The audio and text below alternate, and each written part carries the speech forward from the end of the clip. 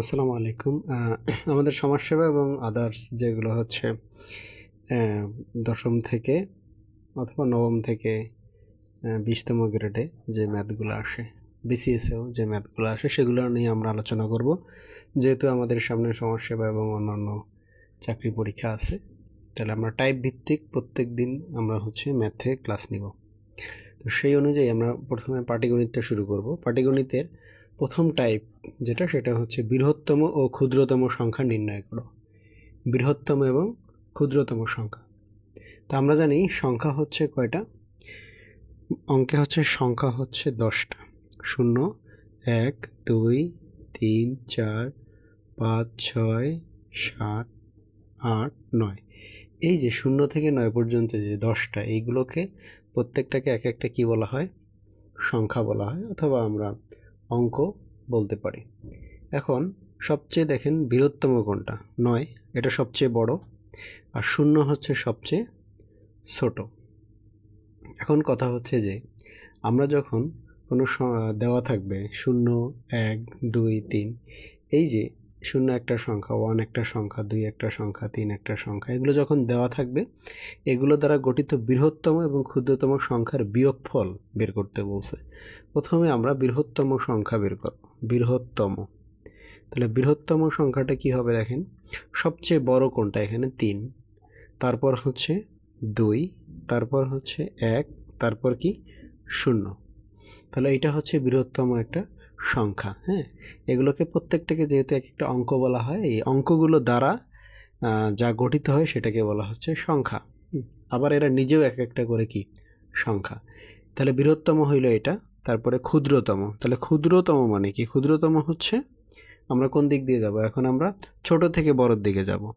এখন কথা হচ্ছে এখানে কয়টা অঙ্ক আছে দেখেন তো? 1টা, 2টা, 3টা, 4টা। হ্যাঁ, আমরা যদি একদম ক্ষুদ্র যদি 0 আগে রাখি, তারপরে যদি আমরা 1 দেই, তারপরে 2 দেই, 3 দেই, তাহলে সামনে শূন্যের কোনো ভ্যালু থাকে? ভ্যালু থাকে না। তাহলে এটা ক্ষুদ্রতম হয় কত? 3 সংখ্যার হয়ে যায় বা 3 অঙ্কের হয়ে যায়, এই জন্য এটা হবে না। তো আমাদের প্রথমে হচ্ছে লিখতে হবে যে সবচেয়ে ছোট যে অঙ্কটা সেটা লিখতে হবে 1, তারপরে আমরা শূন্যটা দিব, তারপরে হচ্ছে তার চেয়ে বড়টা, তার চেয়ে বড়টা, সবচেয়ে বড়টা।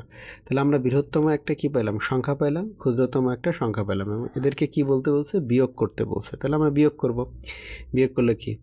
0 থেকে 3 তো যায় না, তাহলে এখান থেকে 1 নিতে হবে। 10, 10 থেকে 3 গেলে হচ্ছে 7, এখানে ফেরত দিলাম, এখানে হলো 3, তাহলে কত? এখানে আবার 1 নিলাম, 11, 11 থেকে 3 গেলে 7, 8, 9, 10, 11, আবার 7, এখানে ফেরত দিলাম 1, তাহলে 2 থেকে 1 গেলে 1, 3 থেকে 1 গেলে 2, 2100 কত আসলো? সরি, এটা 8 হবে, 87।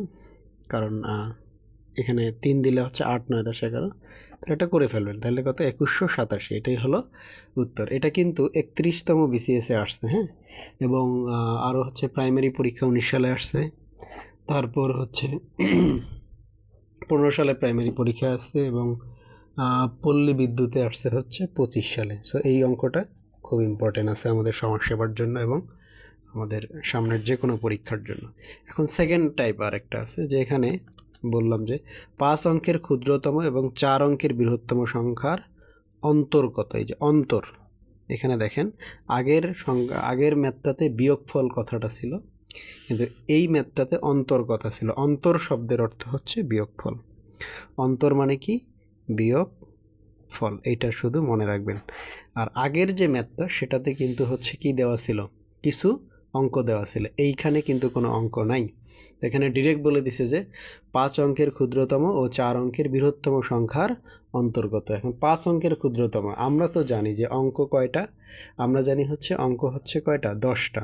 0, 1, 2, 3, 4, 5, 6, 7, 8, 9, এই যে 0 থেকে 9 পর্যন্ত যে 10টা যে অঙ্ক, এগুলো দ্বারাই আমরা হচ্ছে ক্ষুদ্রতম সংখ্যা বের করব, আবার বৃহত্তম সংখ্যা বের করব। এখন যে 5 অঙ্কের ক্ষুদ্রতম, আবার 4 অঙ্কের বৃহত্তম, আমরা জানি এখান থেকে ক্ষুদ্রতম মানে কি? ক্ষুদ্রতম মানে হচ্ছে 0। হ্যাঁ, কিন্তু যখন আমরা বললাম, যদি বলে 5 অঙ্কের ক্ষুদ্রতম, আমরা যদি এইভাবে লিখি 1, 2, 3, 4, 5, তাহলে এটা কি কোনো সংখ্যা হবে? 0 দিয়ে কোনো সংখ্যা করা যায়? অবশ্যই না। কিন্তু এর সামনে আমাদের কি দিতে হবে, একটা 1 দিতে হবে। কিন্তু এখানে একটা ঝামেলা আছে, আমরা যে একটা নিলাম এখন কত অঙ্ক হয়ে গেল দেখি, 1 2 3 4 5 6টা অঙ্ক হয়ে গেল, হবে না। আমাদের এখানে বলছে 5 অঙ্কের ক্ষুদ্রতম, তাহলে আমাদের কি নিতে হবে, এটা নেওয়া যাবে না। অর্থাৎ একটা 1 দিয়ে পরে কয়টা শূন্য দেব, 4টা শূন্য দেবো, অর্থাৎ একটা করে শূন্য কম নিব।